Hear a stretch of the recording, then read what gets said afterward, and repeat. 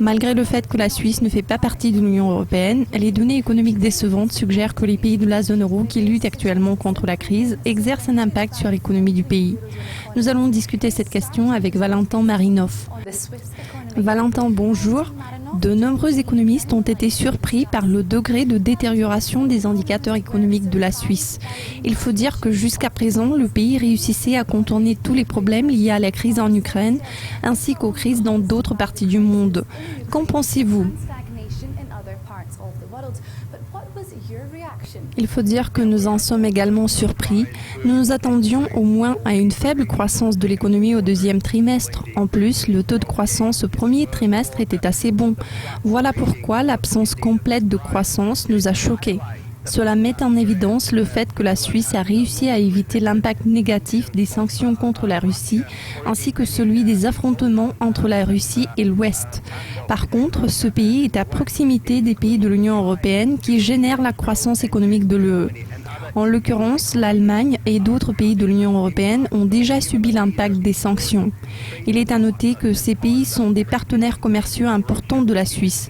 En outre, une partie du commerce de la Suisse est étroitement liée à la Russie. La deuxième raison de la dégradation des indicateurs économiques de la Suisse, c'est la détérioration du sentiment des principaux partenaires commerciaux du pays, ce qui affecte le volume des investissements et les décisions concernant le recrutement. Par conséquent, cela exerce un impact nuisible sur les entreprises suisses et l'économie dans son ensemble. La crise a contribué à l'appréciation du franc suisse jusqu'à son plus haut niveau depuis décembre 2012 contre l'euro. Vendredi, on va publier les données sur les réserves de change de la Banque nationale suisse qui auront sans aucun doute une résonance. Alors la Banque nationale suisse devrait-elle s'inquiéter à propos du taux élevé ? Faudrait-il qu'il réintègre le marché ?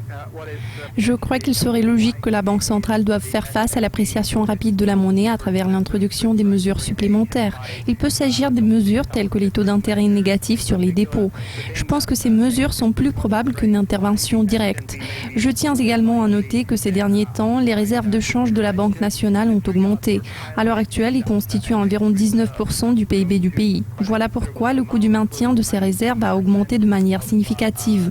En l'occurrence, il faudrait absolument que la Banque nationale suisse prenne en considération des mesures éventuelles non traditionnelles qui puissent remédier à l'augmentation constante du taux de change du franc suisse.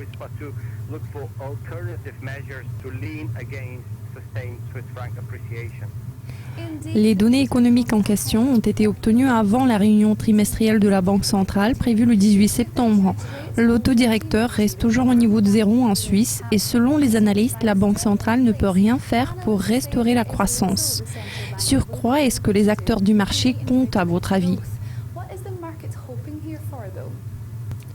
Pour ce qui concerne la Banque nationale, nous nous attendons à une évaluation réaliste de la situation économique courante en Suisse, ainsi qu'aux prévisions correspondantes. Je pense que les récentes données économiques sont devenues une sorte de tournant. En tout état de cause, l'économie suisse ne peut pas faire preuve d'une croissance record dans le contexte du ralentissement économique général au sein de la zone euro, ainsi que dans le contexte d'une nouvelle escalade du conflit entre la Russie et l'Occident. Il faut dire que les tensions entre la Russie et l'Occident ne font qu'ajouter des problèmes à l'économie européenne déjà fragile, y compris l'économie suisse. Je pense que lors de sa prochaine réunion, la BNS va réviser ses prévisions concernant la croissance économique de cette année et celle de l'année prochaine. Ce qui est d'autant plus important, c'est la révision des prévisions sur le taux d'inflation. L'année dernière, la BNS s'abstenait de toute prévision concernant l'inflation. À l'heure actuelle, je pense que la Banque nationale va rabaisser ses prévisions sur le taux d'inflation. Je trouve que c'est ce genre de décision que nous allons voir lors de la prochaine réunion de la Banque le 18 septembre. Moi, personnellement, je ne suis pas sûre que l'euro-franc suisse puisse reculer dans l'avenir. Je pense qu'au contraire, le cours de cette paire va tester de nouveaux sommets, ce qui va pousser la Banque centrale à prendre plus de mesures permettant de retenir le taux. De cela m'amène à croire que la Banque nationale prendra la décision sur les taux d'intérêt négatifs sur les dépôts. Valentin, merci pour vos commentaires. C'est toujours un plaisir de discuter avec vous. Notre temps est écoulé. Lundi, mes collègues vous présenteront une nouvelle édition des prévisions. Je vous dis à très bientôt.